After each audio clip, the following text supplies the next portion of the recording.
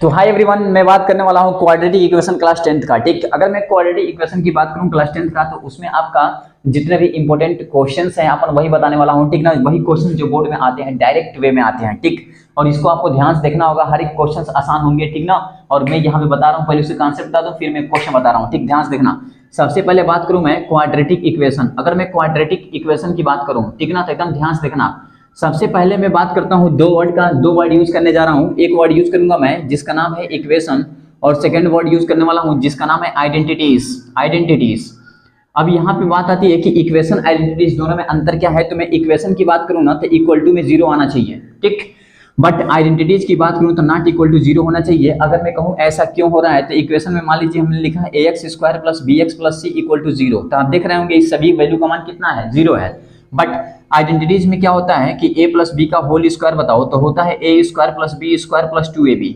आप देख रहे हैं इसमें इक्वल टू में 0 दिखाई दे रहा है क्या? नहीं दिखाई दे रहा है ना। इसके मतलब इस दुनिया में जितने भी फार्मूले आप देखते हैं वो सब के सब किस में आते हैं, आइडेंटिटीज में आते हैं। एंड फार्मूलों को छोड़ करके जितने भी इस तरह के इक्वेशन आप देखते हैं वो किस में आते हैं, आपके इक्वेशन कहे जाते हैं। और इक्वल टू में 0 होता है और इसमें नॉट इक्वल टू 0 होता है, जैसे जितने फार्मूले आप देख रहे हैं।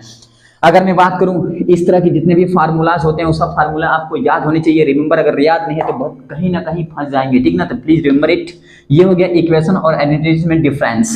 अब सुनो, अब मैं बात करता हूं, यहाँ पे वर्ड है क्वाड्रेटिक इक्वेशन। अच्छा, इक्वेशन के अंदर एक वर्ड आता है लीनियर इक्वेशन। तो सबसे पहले मैं लीनियर इक्वेशन की बात करूं तो आपको पता होगा कि अगर मैं दो वर्ड यूज करूं, कांस्टेंट, और एक वर्ड यूज करूं वेरिएबल, तो आप दोनों के बारे में जानते होंगे। कांस्टेंट का मतलब होता है जिसे मान लो 1 2 करके 100 तक, 100 तक, इनफाइनाइट तक ले जाओ। ठीक, ये सब के सब क्या दिखाई दे रहा है आपका, कांस्टेंट। वेरिएबल की बात करूं, u v w x y z, ये सब आपके क्या है, वेरिएबल्स हैं। ठीक, तो एक्चुअली हम लोग मैथमेटिक्स में दो ही वेरिएबल यूज करते हैं मैक्सिमम। कौन कौन सा? एक x और एक y यूज करते हैं। ठीक, तो मैं वेरिएबल की बात करूंगा x और y का।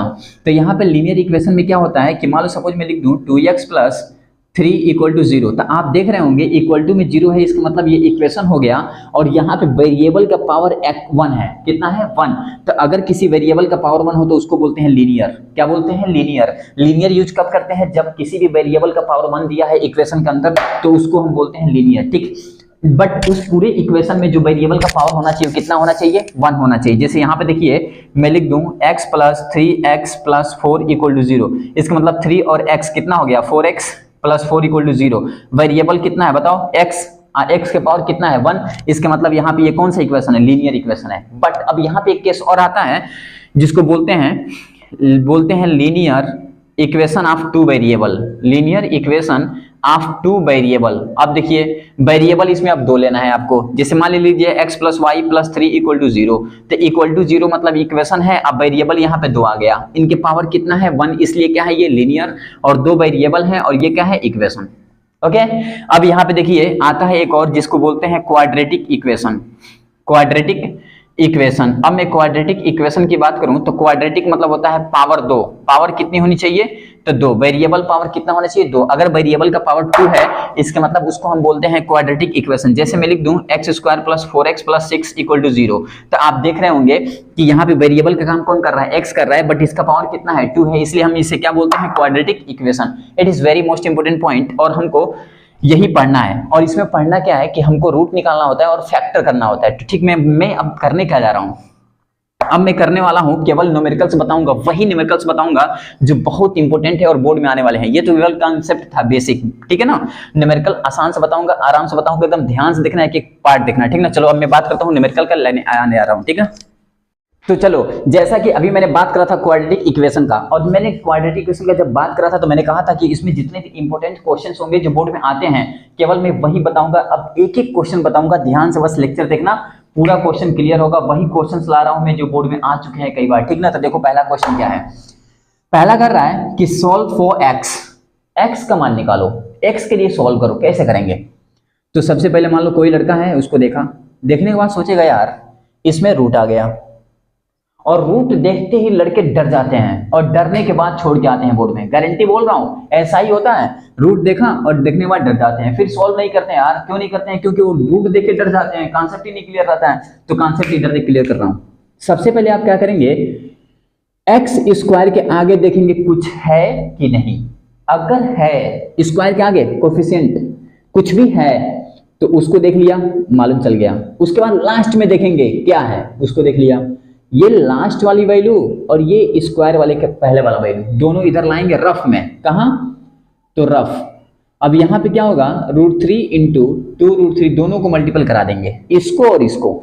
जब मल्टीपल कराएंगे तो √3 3 हो गया और 2, तो 3 2 जा 6, यानी ये हो गया 6। कैसे? तो √3 3 और 2 जा 6। अब सुनो, यहां पे ऐसे कर लेना इक्वल टू 6 लिख देना, ऐसे कर लेना इक्वल टू कितना लिख देना, 2√2 लिख देना। अब तुम कहोगे ये क्या कर रहा भाई, तो ये तुम्हें सिखाने के लिए कर रहा हूं। देखो यहाँ पे इक्वल टू 6 कर दिया, ऐसे कर दिया, यहाँ पे इक्वल टू √2। तो एक बार क्या करना है कि जो हम इसका मल्टीपल करने के बाद मिलता है उसको ले लेते हैं, और फिर इसके बीच में जो वैल्यू होती है उसको ले लेते हैं। 2 बार लेते हैं, एक बार इसको लेते हैं और एक बार इसके मल्टीपल से जो आता है उसको लेते हैं। अब सुनो, यहां पे इंटू लगा देंगे और यहां प्लस माइनस लगाएंगे, इधर यहां पे इंटू लगा देंगे और यहां पे प्लस माइनस लगाएंगे। अच्छा, अब ये सब कर क्या रहा हूं मैं, तो सुनो, यहां पर 2 अंक डिजिट ऐसा लो कि उसका मल्टीपल कराने पर 6 आ जाए और उसको जोड़ने या घटाने पे 2√2 आ जाए। और क्या है भाई, तो देखो सुनो, यहां बताओ √2 है ना, तो यहां पे एक काम करो, √2 ले लो और √2 ले लो, ठीक। तो √2 कितना हो गया 2, और यहां पे ले लो 3। अब फायदा क्या हो, देख √2 और 3 जा 6, और अगर मैं 3√2 यही वैल्यू ले लिया और इसको माइनस लगा दिया √2, तो 3 में से 1 चला गया तो कितना बचा 2√2। अभी सिखाया मैंने, देखो 3√2 में से 1√2 चला गया तो 2√2 इधर। अब ये जो वैल्यू ला रहा हूं ना मैं, इसी को इसके नीचे लिख देंगे। देखो ये वाला वैल्यू, तो लिखो, तो पहले √3x² माइनस 3√2 माइनस √2, और यहां x और माइनस 2√3 इक्वल टू 0। देखा,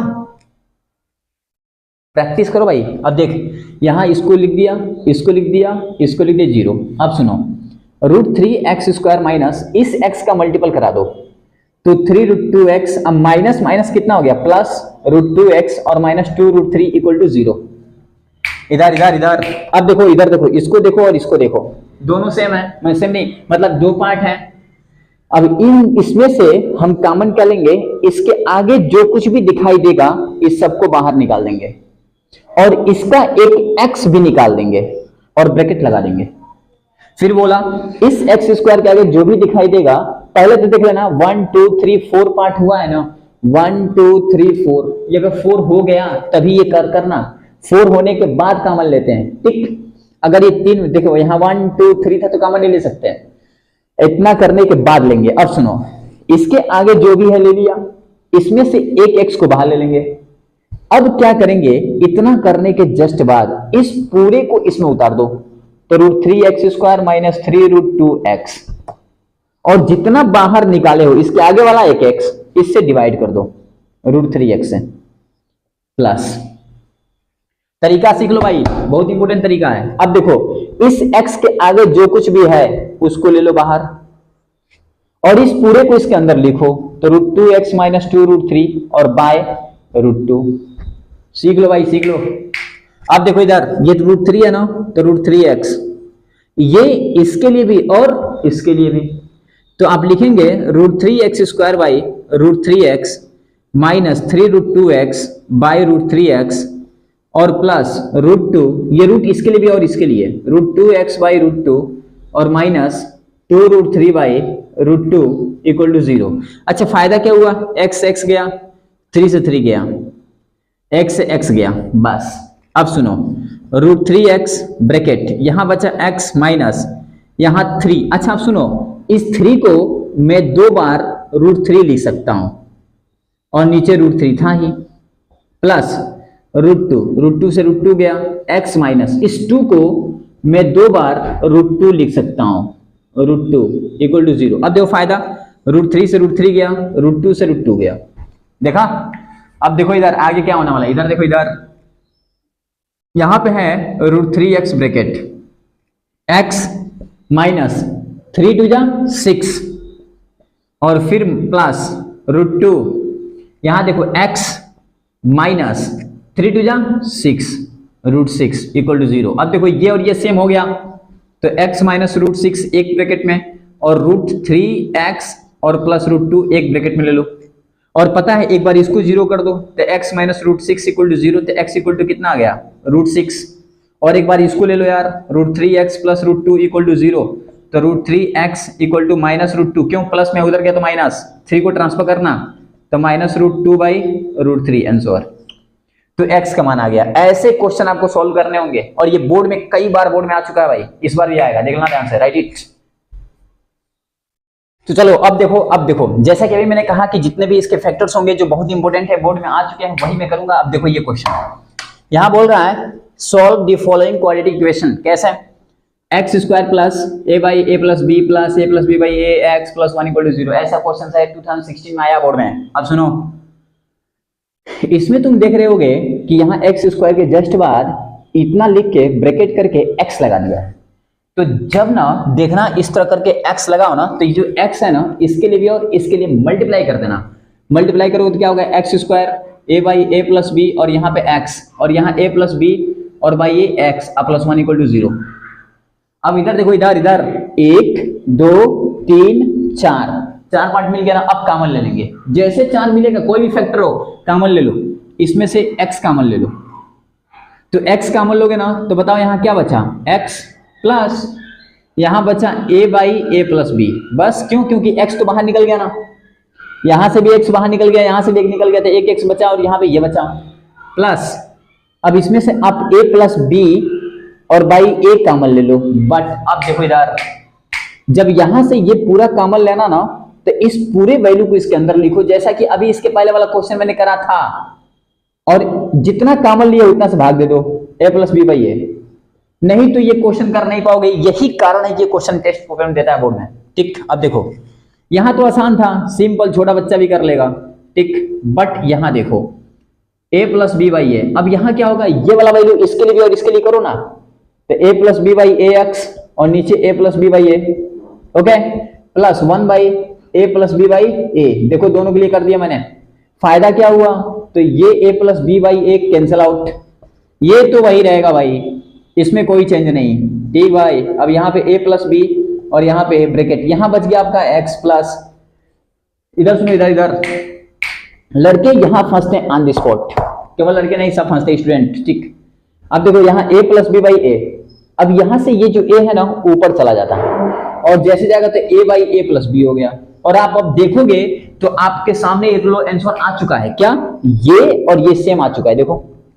और जैसे ये दोनों सेम आता है ना तो इसको मैं एक बार लिखते हैं अपन 1 टाइम्स और ब्रैकेट, इसको कॉमन ले लिया तो बचा ये और ये, यानी x plus A plus B by A equal to 0। तो आपके सामने आ गया।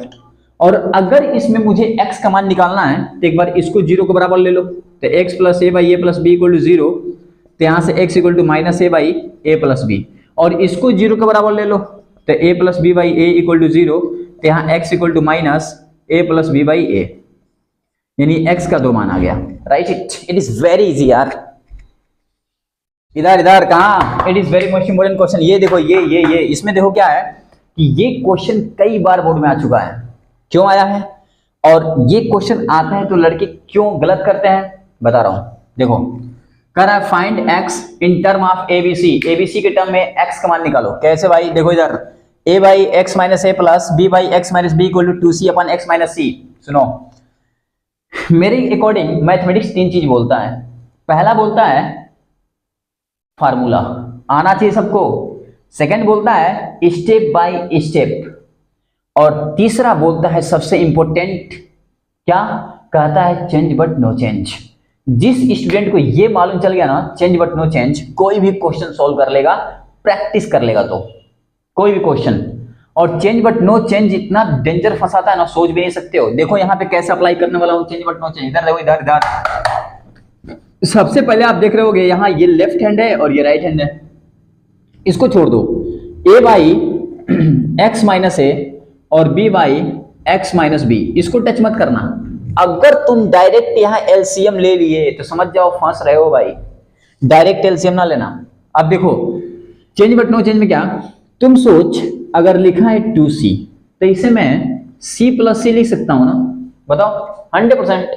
अबे भाई c प्लस सी कितना होगा 2c, c प्लस सी कितना 2c, बॉय प्लस बॉय क्या होगा 2 बॉय, गर्ल प्लस गर्ल क्या होगा 2 गर्ल्स, ठीक ना। गर्लफ्रेंड प्लस गर्लफ्रेंड कितना होगा 2 गर्लफ्रेंड, बॉयफ्रेंड प्लस बॉयफ्रेंड कितना होगा 2 बॉयफ्रेंड, होता है ना भाई। तो इसी तरह c प्लस सी कितना होगा 2c। अब देखो इसी को बोलते हैं अपन चेंज बट नो चेंज, मतलब इसको मैं ये लिख सकता हूं तो इसको मैं ये लिख सकता हूं, इसके मतलब इस 2c को मैं लिख सकता हूं c प्लस सी और x minus c. It is very most important. और यहां से देखो अब क्या होने वाला है, अब इससे फायदा क्या हुआ, तो देखो a प्लस एक्स माइनस, अच्छा कोई भी चीज हम करते हैं तो उससे फायदा क्या हो ये देखते हैं, it is very most important. अब देखो यहाँ b by x minus b, right. अब देखो ये जो नीचे वाला है ना, इसके लिए भी और इसके लिए, दोनों के लिए करो तो c बाई एक्स माइनस सी और c by x minus c, right. अब क्या करेंगे, ये दोनों ऊपर c है तो इसको इधर कर दो, ठीक, और इसको इधर कर दो, कोई प्रॉब्लम नहीं, करो इसको छोड़ दो, a बाई एक्स माइनस है, माइनस ये प्लस में है आएगा तो इधर minus c by x minus सी, और ये प्लस में था c minus X minus C, ये वाला तो प्लस में था लेकिन ये प्लस उधर गया तो minus, minus b by x minus b. मतलब इन दोनों को बिछड़ा दिया मैंने, इन दोनों को अलग कर दिया मैंने c वाले को। अब जैसे ऐसे करा, अब इसका एलसीएम लूंगा तब आएगा आंसर। अब एलसीएम लो इसका, तो देखो x minus A and x minus C, ये वाला इसके पास ले जाओ a x minus C minus C x minus A equal to, इसका एलसीएम लो x minus C x minus B, और यहाँ पे c x minus B minus b x minus C, okay. Multiply कराओ तो यहाँ ax minus A C minus C x plus A C by नीचे कितना हो जाएगा x माइनस ए और x minus c equal to, इसका मल्टीप्लाई कराओ तो c x minus c b और minus B x plus b c और बाई नीचे कितना हो गया x माइनस सी और x माइनस बी। अब देखो ये x माइनस सी क्या हुआ कैंसल, अच्छा AC से AC भी क्या हुआ कैंसल, CB से CB क्या हुआ कैंसल, देखा भाई बच कितना गया तेरे पास AX माइनस सी एक्स, यानी AX माइनस सी एक्स बच गया और नीचे बच गया x माइनस ए, इधर कितना बच गया CX माइनस बी एक्स और नीचे कितना बच गया x माइनस बी, देखा भाई। अब देखो ऊपर से कॉमन ले लो x तो a माइनस सी और नीचे बच गया x minus A equal to, ऊपर से x कॉमन लो तो c माइनस बी और नीचे बच गया x minus b, x x काट दो, क्रॉस मल्टीप्लीकेशन कर दो तो a minus C x minus B c minus B X minus A, देख रहे हो ना। इसका मल्टीप्लाई करो भाई तो ax माइनस बी ए, देखो देखो b है, और minus C x plus c b equal to, इसका मल्टीप्लाई करो तो सी एक्स माइनस ए सी, देखो, और इसका मल्टीप्लाई करो तो minus B x plus a b. अब एक काम करो, जितने x वाले हैं इन सबको एक पास कर दो, तो यहाँ देखो ए एक्स माइनस सी एक्स प्लस बी एक्स, क्यों उसको इधर ला दिया, इस बी एक्स को इधर लाया, और इधर कितना सी एक्स तो minus C x equal to, इधर कितना है भाई तो ए बी और माइनस ए सी, और उसको इधर लाओ तो प्लस ए बी, इसको इधर लाओ तो माइनस सी बी। अब इसमें देखो x कॉमन ले लो तो यहाँ क्या बचा a minus c plus b minus c equal to, इस पूरे में से x कॉमन ले रहा हूँ भाई, और इसमें देखो ए बी और ए बी कितना हो गया 2ab और ए सी सी बी, तो माइनस ए सी और माइनस सी बी। इस पूरे को लिख सकता हूँ मैं x C C to c, यानी a minus two c plus B equal to 2ab और माइनस ए सी माइनस सी बी। इस पूरे को नीचे ला दो, जब नीचे ला दोगे तो कितना आ जाएगा, तो नीचे लाओगे ना तो मैं ऊपर लिख दे रहा हूँ भाई, यहाँ x इक्वल टू लिख सकते हैं आप 2ab और माइनस ए सी और माइनस सी बी, और नीचे कितना आ गया आपका a plus b minus 2c। ये रहा आपका आंसर ABC के फॉर्म में x का मान। कितना मस्त क्वेश्चन था यार, बहुत मस्त था, राइट इट।